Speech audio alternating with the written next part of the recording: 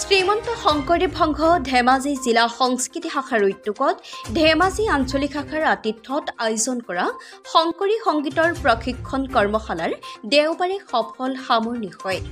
শ্ৰীমন্ত শংকৰদেৱ সংঘৰ ধেমাজি নগৰ প্ৰাথমিক শাখাৰ নামঘৰত ছদিনীয়াকৈ অনুষ্ঠিত শংকৰী সংগীত বাদ্য আৰু নৃত্যৰ কৰ্মশালাত ধেমাজি জিলা শাখাৰ 10খন আঞ্চলিক আৰু জোনাই জিলা শাখাৰ 1খন আঞ্চলিকৰ 3 শতাধিক প্ৰশিক্ষাৰ্থীয়ে অংশগ্ৰহণ কৰি সফল ৰূপায়ণ কৰে।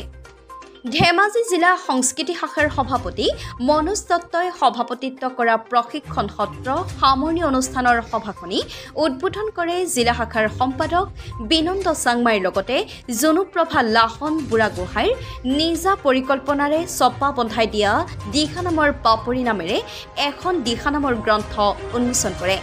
সভাত মুখ্য অতিথি হিচাপে ধেমাজি জিলা শাখাৰ সভাপতি টংকেশ্বৰ গগৈ, নিৰ্দিষ্ট বক্তা হিচাপে শংকৰী সংগীত পৰীক্ষা পৰিষদৰ সচিব প্ৰশান্ত জ্যোতি বৰুৱা উপস্থিত থাকে।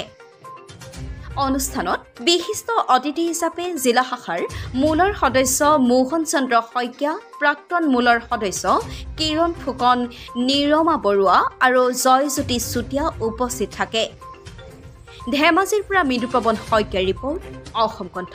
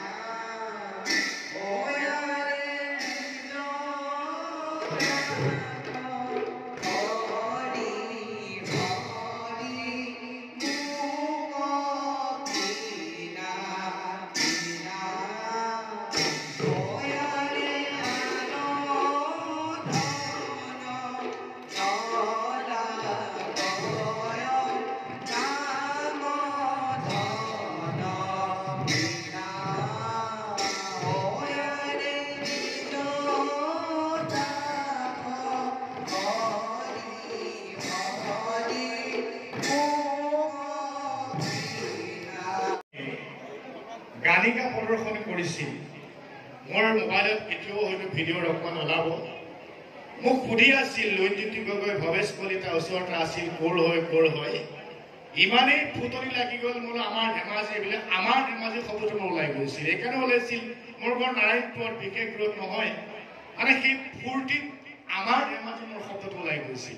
গতিকে আপোনালোকে যোৱাবাৰেই এই গোটেই বিশ্বৰ এখন সমাজক, সমগ্ৰ অসমক এই গানিকা দলটিয়ে নিজক প্ৰতিপন্ন কৰি আহিছে। শদিয়াৰ পৰা ধুবুৰীলৈ সকলোৱে গম পাই গৈছে।